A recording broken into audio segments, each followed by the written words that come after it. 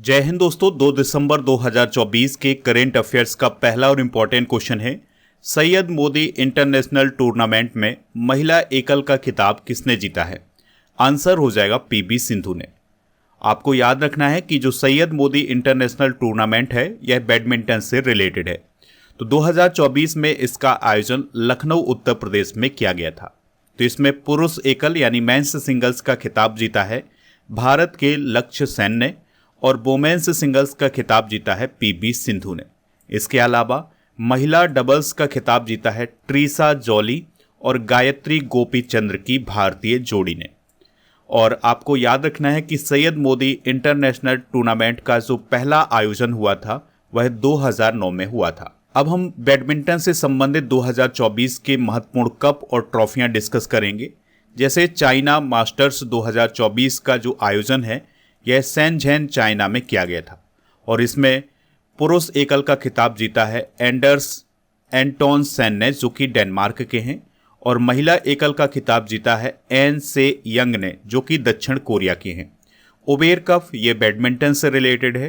तो 2024 में इसका 30वां संस्करण आयोजित किया गया था और इसका आयोजन चेंगदू चाइना में हुआ था और विनर कौन रहा है? चाइना, और जो उप विजेता रहा है वो रहा है इंडोनेशिया। थॉमस कप ये भी बैडमिंटन से रिलेटेड है। तो 2024 में इसका 33वां संस्करण आयोजित किया गया था और जहां पर उबेर कप हुआ था यानी कि चेंगदू चाइना में, वहीं पर थॉमस कप भी हुआ था। विजेता चाइना और उप विजेता इंडोनेशिया रहा है। बैडमिंटन एशिया चैंपियनशिप 2024 की अगर हम बात करें तो पुरुष एकल का खिताब जीता था जोनाटन क्रिस्टी ने और उप विजेता कौन रहे हैं? ली सी फेंग। इंडिया ओपन 2024 में पुरुष एकल का खिताब जीता है कांग मिन यूक और महिला एकल का खिताब जीता है ताई जू इंग ने। ठीक है, तो ये सारे खिताब आप नोट कर लें। आप इस पूरे लेक्चर को बहुत ही ध्यान से लास्ट तक देखिएगा। लास्ट में आपसे क्वेश्चन पूछा जाएगा जिसका आंसर आपको कमेंट बॉक्स में बताना है। अगर आप चैनल पर पहली बार आए हैं तो चैनल को सब्सक्राइब कर लें, बेल आइकन भी दबा लें जिससे आपको समय पर सबसे पहले नोटिफिकेशन मिल सकेगा। जो लोग हमसे नए जुड़ रहे हैं उनके लिए बता दें कि आप स्टडी करके ऐप को इंस्टॉल कर लें। इसका लिंक डिस्क्रिप्शन बॉक्स में दिया गया है। तो ऐप पर आपको ई बुक वाले सेक्शन पर हर महीने के करेंट अफेयर्स की ई बुक मिल जाएगी, हिंदी इंग्लिश दोनों मीडियम में। इसके अलावा जीके जीएस की ई बुक भी आपको वहां पर मिल जाएगी। अगला क्वेश्चन डिस्कस करते हैं, नगोजी ओकोंजो-इवेला किस इंटरनेशनल ऑर्गेनाइजेशन की डायरेक्टर जनरल बनी है? आंसर हो जाएगा विश्व व्यापार संगठन यानी वर्ल्ड ट्रेड ऑर्गेनाइजेशन। तो दोस्तों नगोजी ओकोंजो-इवेला विश्व व्यापार संगठन की फिर से महानिदेशक बनी है, यानी कि इससे पहले भी वो विश्व व्यापार संगठन की महानिदेशक थी, अब वो फिर से विश्व व्यापार संगठन की महानिदेशक बन गई हैं। उनका जो दूसरा टर्म है यह 1 सितंबर 2025 से लागू होगा। इनके बारे में आपको ये एक बात याद रखनी है कि यह WTO की महानिदेशक बनने वाली पहली महिला हैं और पहली अफ्रीकी भी हैं। विश्व व्यापार संगठन की बात करें तो यह एक इंटरनेशनल ऑर्गेनाइजेशन है जो देशों के बीच व्यापार के नियमों को नियंत्रित करती है, यानी कि देशों के बीच जो ट्रेड या व्यापार होता है तो उसके नियमों को कंट्रोल करने का काम कौन करता है? WTO। इसकी स्थापना 1 जनवरी 1995 को हुई थी। हेडक्वार्टर कहाँ है इसका? हेडक्वार्टर है इसका जेनेवा स्विट्जरलैंड में। अंतर्राष्ट्रीय संगठनों के प्रमुख डिस्कस करते हैं। जैसे UNO के महासचिव कौन है? एंटोनियो गुटेरस जो कि पुर्तगाल देश के हैं।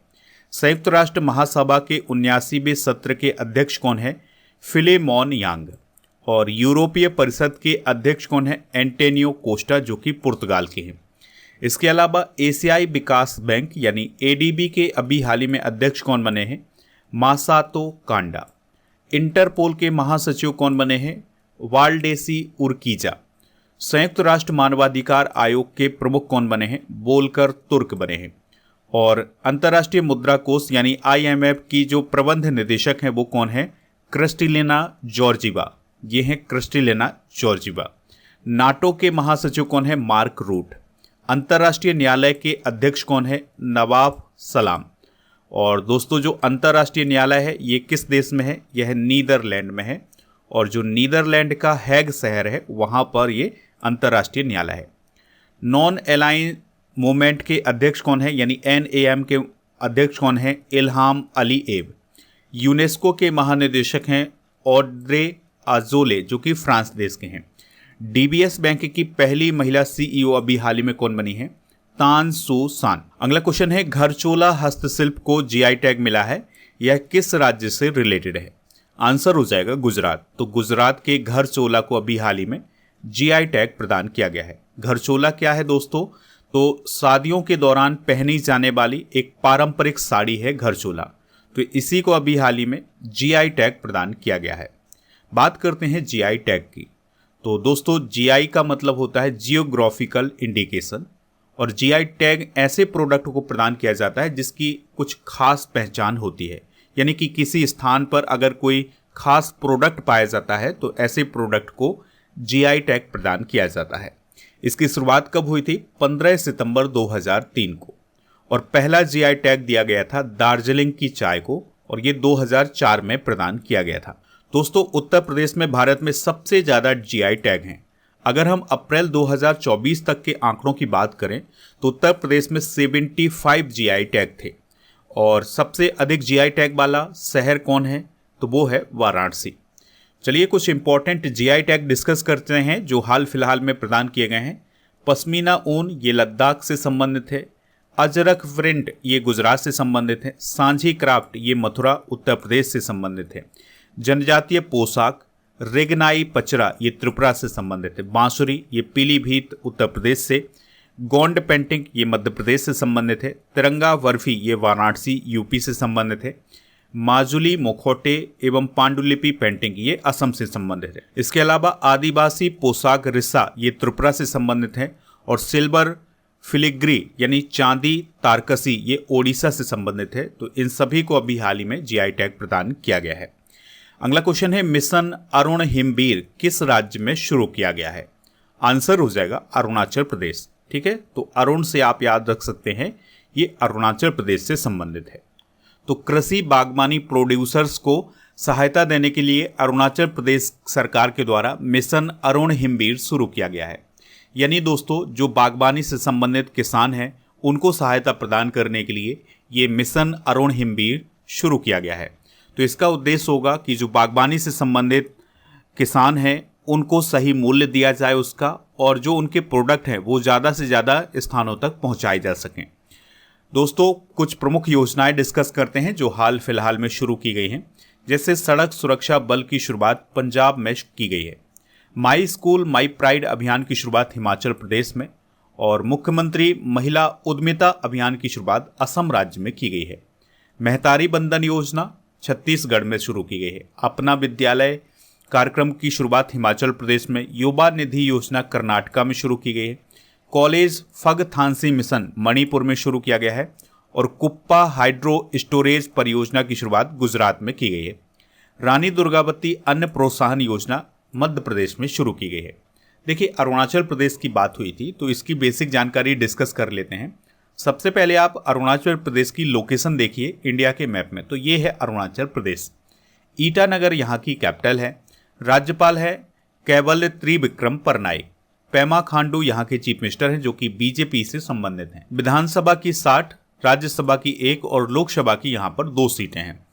Namdapha national park, moulding national park और पक्के टाइगर रिजर्व अरुणाचल प्रदेश में है। इसके अलावा कमलांग टाइगर रिजर्व और ईगल नेस्ट वन्यजीव अभ्यारण्य ये अरुणाचल प्रदेश में स्थित हैं। यहाँ पर कुछ प्रमुख दर्रे हैं जैसे दिफू दर्रा, यांग याप दर्रा और बोमी डला दर्रा। ये सभी दर्रे जो हैं अरुणाचल प्रदेश में स्थित हैं।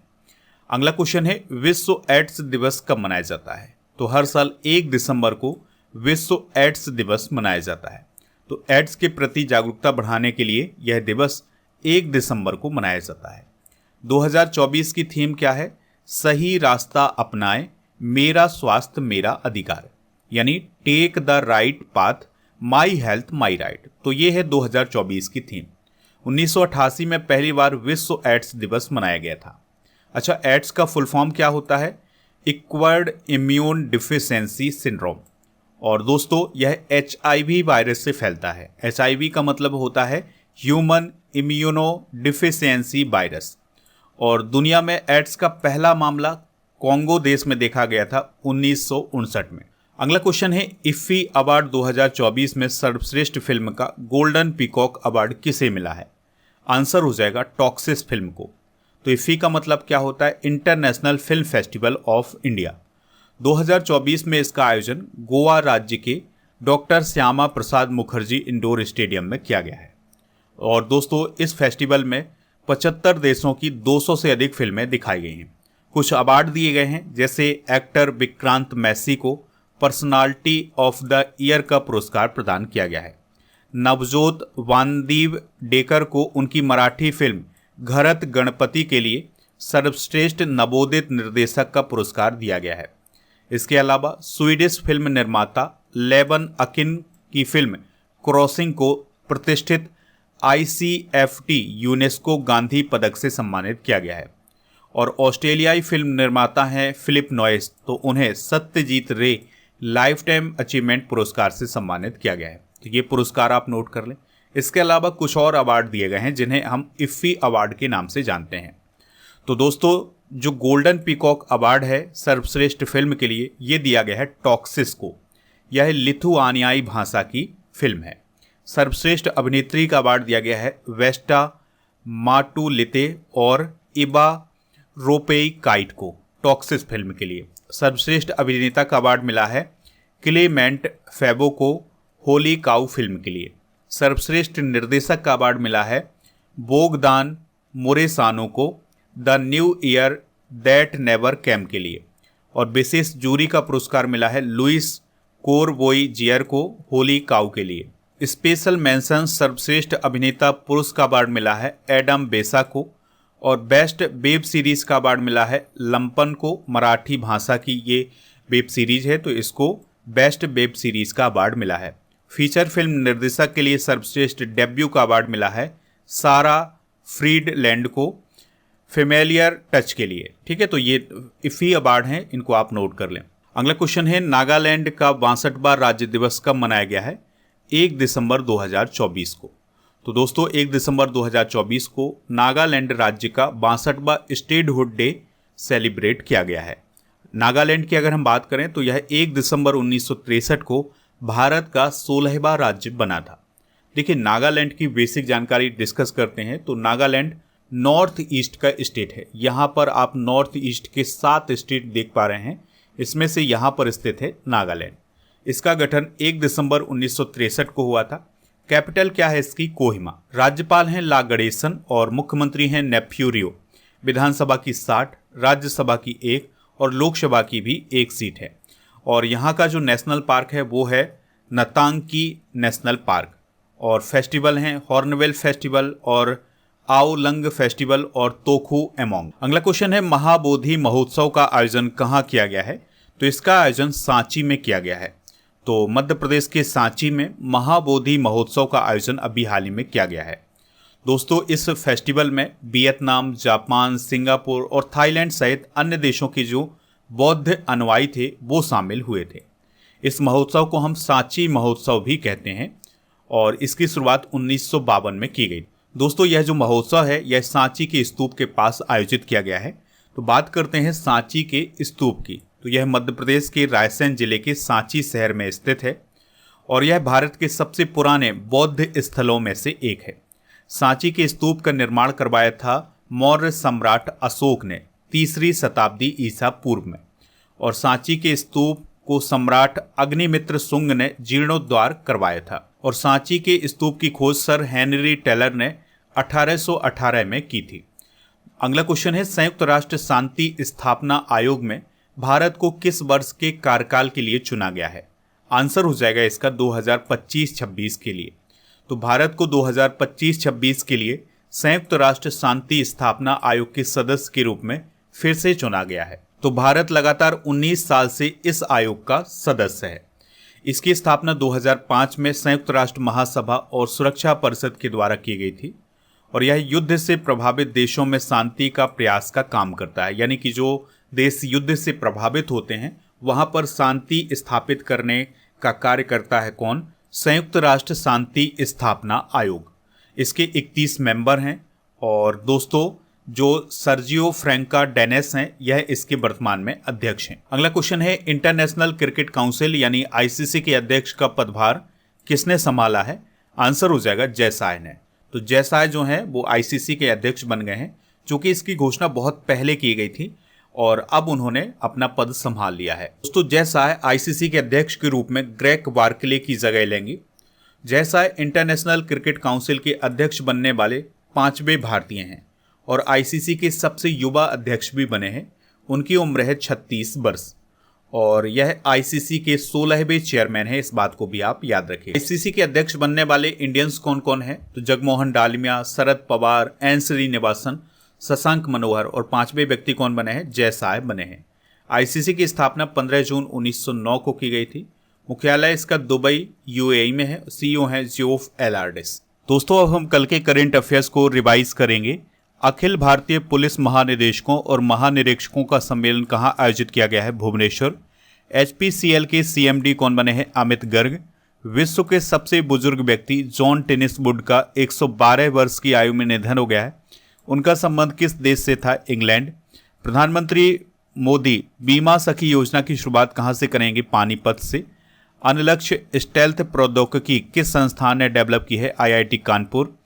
भारत ने पनडुब्बी से प्रक्षेपित बैलिस्टिक मिसाइल K4 का सफल परीक्षण किस पनडुब्बी से किया है? आईएनएस अरिघात। और 10वां भारत अंतर्राष्ट्रीय विज्ञान महोत्सव 2024 कहाँ आयोजित होगा? गुवाहाटी। हॉर्नबिल फेस्टिवल 2024 के लिए साझेदार राज्य कौन बना है? सिक्किम।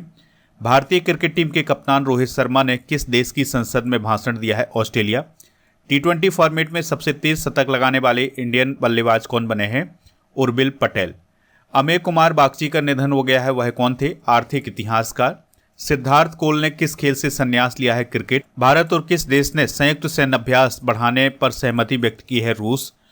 राष्ट्रीय डाक प्रदर्शनी बिपेक्स 2024 का आयोजन कहाँ किया गया है? पटना। मध्य प्रदेश पर्यटन के ब्रांड एम्बेसडर कौन बने हैं? पंकज त्रिपाठी। आज के जनरल नॉलेज के पिटारे में हम कुछ इंपॉर्टेंट आर्टिकल डिस्कस करेंगे। अनुच्छेद 1 में संघ का नाम और राज्य क्षेत्र का वर्णन किया गया है। अनुच्छेद 2 में नए राज्यों का गठन और प्रवेश का वर्णन किया गया है।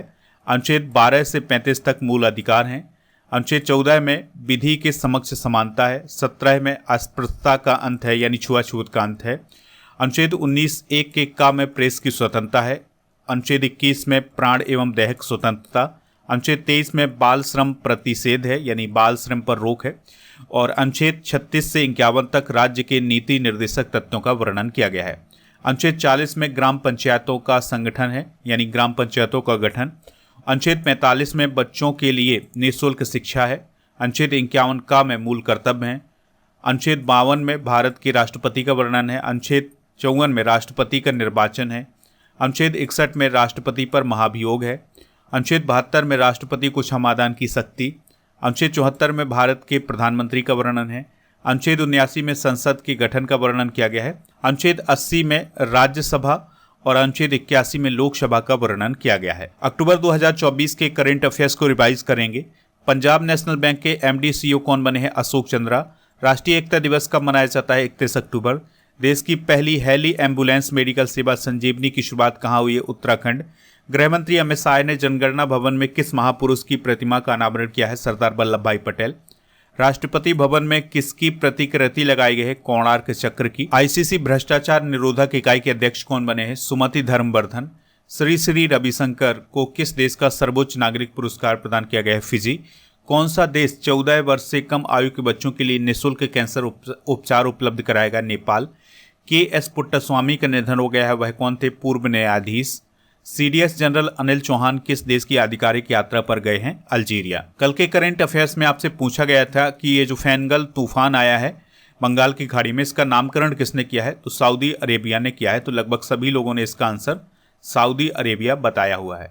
दोस्तों, ऐप पर जो डेली करंट अफेयर्स का टेस्ट आयोजित किया जाता है, तो उसके 30 नवंबर 2024 के विनर कौन है? सीमा वर्मा और दोनों जाटव और सुकांत मलिक। इसके अलावा अशोक राजपूत, राजेश कुमार, ऋषभ, इसके अलावा ऋषभ बजपाल और शुभम मौर्य, इसके अलावा पंकज और किरोड़ी लाल। ये हैं टॉप 10। तो आप भी टेस्ट दे सकते हैं। तो तो ऐप को इंस्टॉल कर लें, इसका लिंक डिस्क्रिप्शन बॉक्स में दिया गया है। तो जैसे ही टेस्ट सीरीज़ वाले ऑप्शन पर जाएंगे तो आपको डेली करेंट अफेयर्स का टेस्ट मिल जाएगा। अब दोस्तों आपके लिए क्वेश्चन है जिसका आंसर कमेंट बॉक्स में देना है। सैयद मोदी इंटरनेशनल टूर्नामेंट का संबंध किस खेल से है? जो भी इसका राइट आंसर हो कमेंट बॉक्स में जरूर बताएं। ऐप पर आपको टेस्ट पास मिल जाएगा। तो दोस्तों टेस्ट पास में आपको 3000 से अधिक टेस्ट मिल जाएंगे 1 वर्ष की वैलिडिटी के साथ। इसके अलावा जनवरी से अक्टूबर 2024 तक की करेंट अफेयर्स की ई बुक भी मिल जाएगी। डेली करंट अफेयर्स का टेस्ट और जीके की ई बुक मिल जाएगी। और आप हमारे टेलीग्राम चैनल को भी ज्वाइन कर सकते हैं। टेलीग्राम चैनल का नाम है स्टडी कर ऑफिशियल। व्हाट्सएप चैनल और इंस्टाग्राम पेज को भी फॉलो कर लें। इन सभी का लिंक डिस्क्रिप्शन बॉक्स में दिया गया है।